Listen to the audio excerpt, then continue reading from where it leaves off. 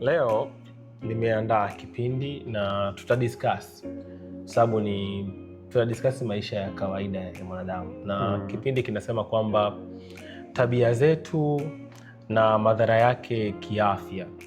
Sawa? Katika tabia ambazo tumezi analyze hapa, tumeenda specifically katika sexual intercourse. Umeona ni sehemu kikubwa sana katika maisha ya mwanadamu ambacho watu wengi wanakipractice. Sasa katika swala zima la mapenzi, watu wana vitu vya kunogesha mule ndani. Wana vitu vya kunogesha ili mapenzi, wengine wanaimarisha mapenzi. Labda wengine wasiachwe. Umeona, wanataka kufanya vitu extra pasipo kujua kwamba vina madhara katika swala zima la afya. Na swala zima la hivi vitu ambavyo vina madhara kiafya ndani ya mapenzi, cha kwanza tumejaribu kukiangalia hapa Kiswahili wanasema kwamba kuzama chumvini. Kuzama chumvini. Ile wanasema kwamba mapenzi kwa njia ya mdomo Kwa njia ya mdomo. Wanaita ni oral. Sasa madhara yake, wewe kama mtaalamu, labda unaweza ukawaasa nini jamii ambayo inatuangalia sasa hivi, kwamba ni kipi na kipi wanaweza wakapata katika hiyo shida? Kwanza hiyo issue ya kuzama chumvini ndio ni kitu ambacho kinaonekana kinakuwa sana katika jamii yetu. Ni sex practice ambayo kwa jamii yetu kwa sasa hilo wimbi linaongezeka la vijana kutoka kujaribu kwenye aina hiyo ya sex. Lengo kubwa kama ulivyokuwa umesema awali ni kutaka kunogesha mapenzi au sense ya kusikia raha katika hiyo sex ambayo mtu ana participate. Sasa lakini tukiangalia kwenye kitendo chenyewe kinaweza kukupa raha kwa muda mfupi, lakini kinaweza kukuletea madhara ya muda mrefu kiafya. Sawa. Mojawapo sababu kubwa ambayo inaweza kukuletea changamoto ni sana tunaweza tukasema kwa sababu kuna kitu kinaitwa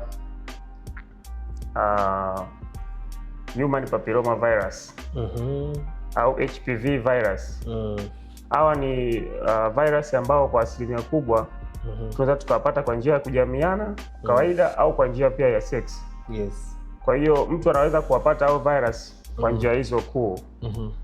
Kwa hiyo mtu anapokuwa ana practice hiyo aina hiyo ya sex ya kuzama chumvini, anajiweka katika hatari ya kuweza kupata saratani hapo baadaye, kwa sababu asilimia kubwa hao human papilloma virus wana hatari kubwa kuja kuleta saratani. Kwa hiyo nawaasa watu ambao wana practice hiyo sex kujaribu kuangalia hizo hatari za kuja kupata changamoto kama hizo za saratani kwa hapo baadaye. Kwa hiyo unaweza ukapata furaha ya muda mfupi au raha ya muda mfupi ukaenjoy kile kitendo, lakini kwa baadaye kinaweza kukuletea madhara ya muda mrefu, kwa sababu unaweza usione madhara kwa muda huo. Inaweza ikachukua hata miaka kuja kupata hiyo changamoto, kwa sababu unaweza ukawachukua hao virus ukawa nao kwenye mwili wako, usione changamoto kwa wakati huo, lakini muda utakavyozidi kwenda na mabadiliko ambayo yanatokea na kinga za mwili zikatokea zikashuka, basi inaweza kaa hatari kuja kupata changamoto mbalimbali ikiwemo saratani. Saratani, unaweza kupata saratani ya koo. Kwa hiyo ni kitu ambacho tunatakiwa tuwe makini nacho, hata kama kitakuwa kinatupa raha, lakini tujitahidi tunaweza tukapunguza au tukawa salama zaidi, kwa sababu tunaweza tukafanya hivyo kwa watu ambao hatuwafahamu afya zao vizuri. Lakini vile vile hata kama mtu mnafahamu vizuri kiafya, vitu kama au virus huwezi kuwaona kwa macho. Na huwezi ukajua yupi anaye yupi hana. Kwa hiyo nadhani ni kitu ambacho kwa sisi vijana au watu wote ambao tuna participate na hiyo aina hiyo ya sex, ningeshauri labda tuiache aina hiyo ya sex. Sawa. Na katika hii seksi ya mdomo, kwa hiyo kuna mwingine ni katika vijiweni, stories za vijiweni. Nilipata kumsikia kijana mmoja kwamba mimi bwana, pisi yangu waga inaninyonya kwanza umeona na ilishaniambia kwamba inapenda sana kunyonya. Nilisisimka nikaanza kutafakari ile pisi kwamba inapenda kunyonya. Na pisi tunamzungumzia mwanamke.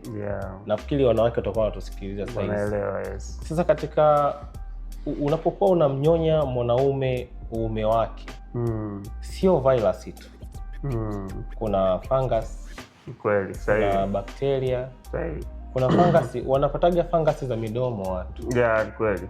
Sema katika kukueleza waweza kukueleza uhalisia kapataje. Lakini unakuta kwa story ambazo nimezisikia kijiweni, mtu na conclude kabisa kwamba yawezekana watu wengi hao wanaopata fungus sometimes za midomoni mpaka za kwenye koo.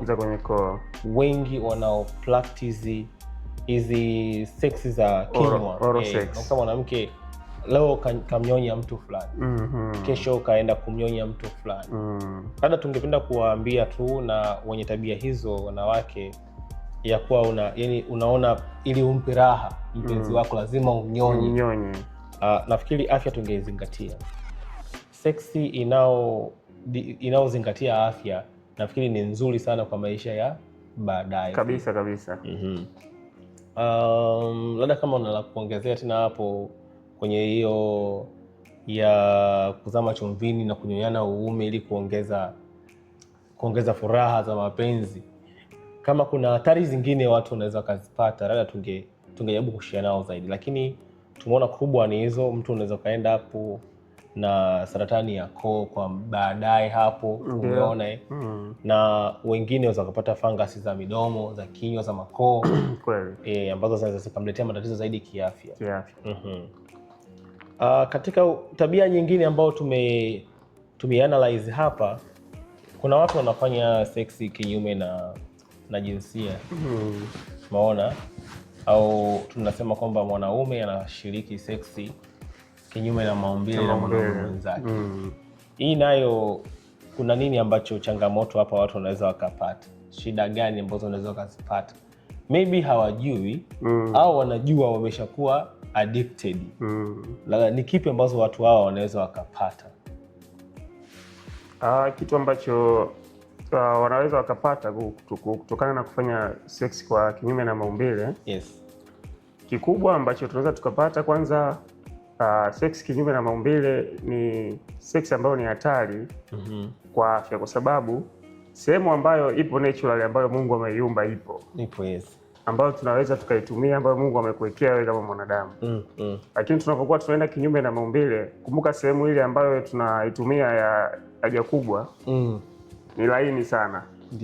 Ile sehemu ilivyo jinsi ilivyo ni kama sehemu ya mdomoni. Ina tishu zake ni laini sana. Kwa hiyo ni rahisi kupata injuries, kupata michubuko. Kwa hiyo inakuwa rahisi hata kwa njia ya kueneza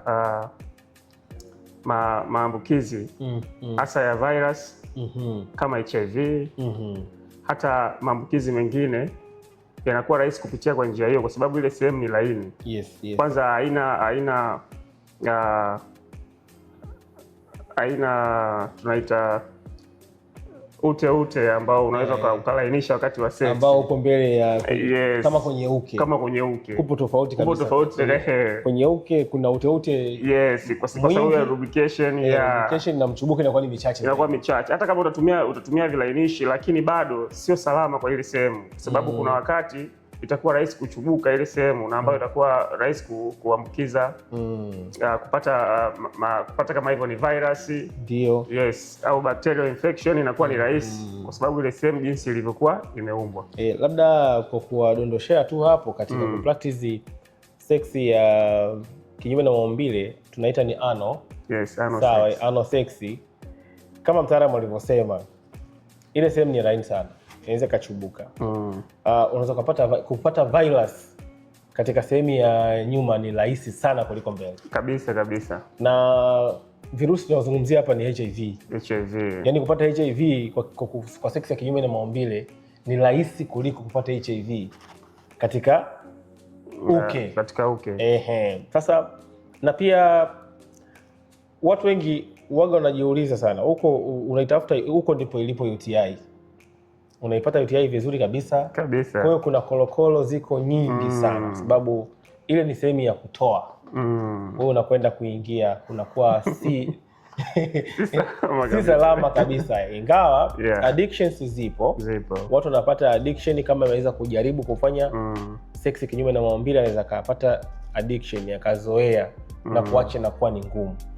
Kwa hiyo ili usiingie huko, hatuwezi tukamfunga mtu kamba asifanye hivi vitu, lakini tunahitaji kuweka elimu kichwani kwako wewe unatusikiliza sasa hivi kwamba kutafakari ni muhimu sana kabla ya kufanya kitu.